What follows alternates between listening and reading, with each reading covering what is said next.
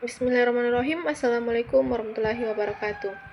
Sebelumnya, perkenalkan, nama saya Abdullah Putri Ramadhani dengan NIM 2301030012, kelas BKI 5A. Pada kesempatan kali ini, saya akan menjelaskan materi kelompok 3, yaitu adalah standar konselor multibudaya. Materi ini mencakup 3 tema utama. Yang pertama, standar yang diharapkan dari seorang konselor multibudaya.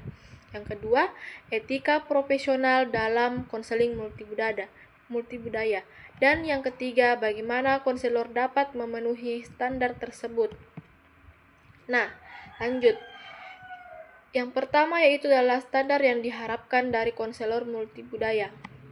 Konselor multibudaya adalah konselor yang mampu memberikan layanan kepada konseli dari berbagai latar belakang budaya secara sensitif, empatik, dan tidak bias.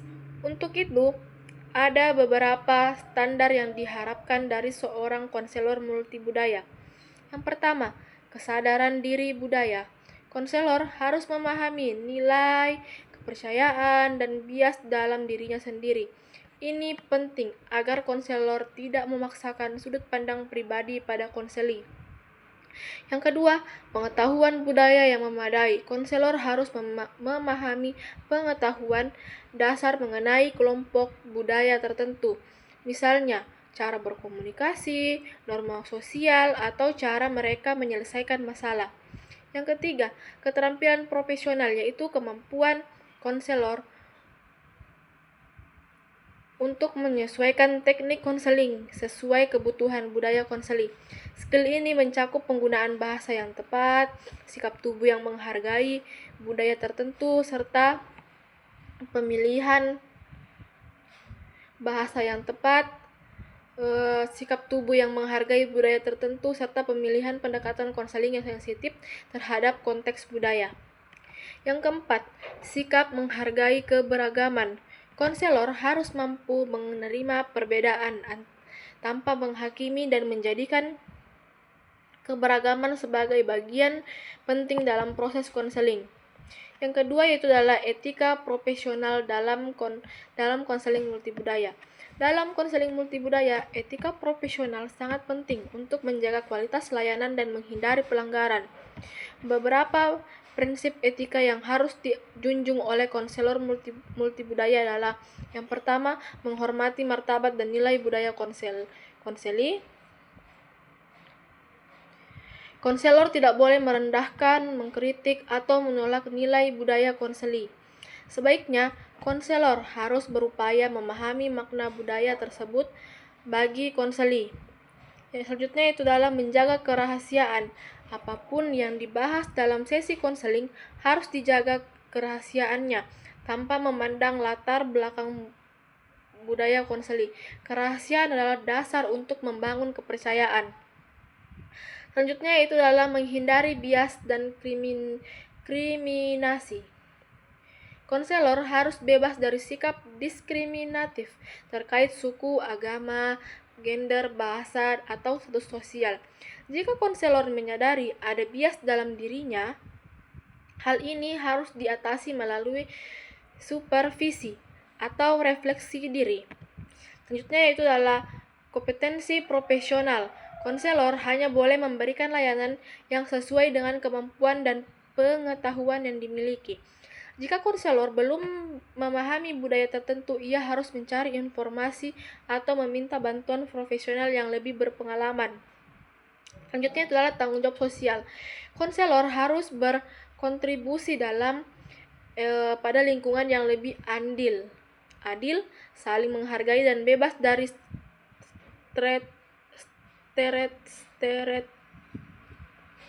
stereotip budaya. Selanjutnya itu adalah cara memenuhi standar konselor multibudaya. Agar seorang konselor dapat memenuhi standar multibudaya, ada beberapa langkah penting yang perlu dilakukan. Yang pertama itu adalah melakukan refleksi diri secara terus-menerus. Refleksi diri membantu konselor mengenali bias, stereotip, dan nilai budaya. dan nilai budaya pribadi. Dengan memahami diri sendiri, konselor bisa lebih objektif dalam menangani konseling. Selanjutnya itu adalah mengikuti pelatihan dan pendidikan multibudaya. Pelatihan ini membantu konselor memahami berbagai kelompok budaya, cara komunikasi, nilai hidup, dan strategi menghadapi perbedaan budaya. Selanjutnya yaitu dalam mencari supervisi profesional.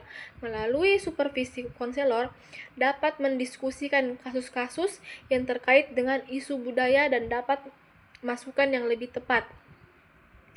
Selanjutnya itu adalah memperluas wawasan melalui interaksi sehari-hari. Konselor harus dapat belajar dari pengalaman langsung dengan berinteraksi dengan berbagai macam kelompok masyarakat, membaca literatur budaya, atau mengikuti diskusi terkait konselor multibudaya. Menyesuaikan teknik dan pendekatan konseling. Konselor harus lebih fleksibel. Pendekatan yang digunakan untuk satu budaya mungkin tidak cocok untuk semua budaya lainnya. Konselor yang profesional akan selalu menyesuaikan teknik agar konseli merasa dihargai dan dimengerti. Selanjutnya itu adalah menggunakan komunikasi yang empatik dan inklusif. Cara berbicara, bahasa tubuh, dan pemilihan kata harus sesuai dengan budaya konseli agar tidak menyinggung atau menimbulkan jarak emosional. Jadi, seorang konselor multibudaya harus memiliki kesadaran diri, pengetahuan budaya, keterampilan profesional, serta sikap menghargai keberagaman. Semua ini harus dijalankan dengan etika profesional agar konseling berjalan aman, nyaman, dan efektif. Melalui refleksi diri, pelatihan, supervisi, dan kemampuan menyesuaikan pendekatan, konselor bisa langsung memenuhi standar yang diharapkan dan diberikan layanan yang sensitif terhadap keberagaman budaya. Itu saja materi yang dapat saya jelaskan dari kelompok 3. Saya ucapkan terima kasih. Wassalamualaikum warahmatullahi wabarakatuh.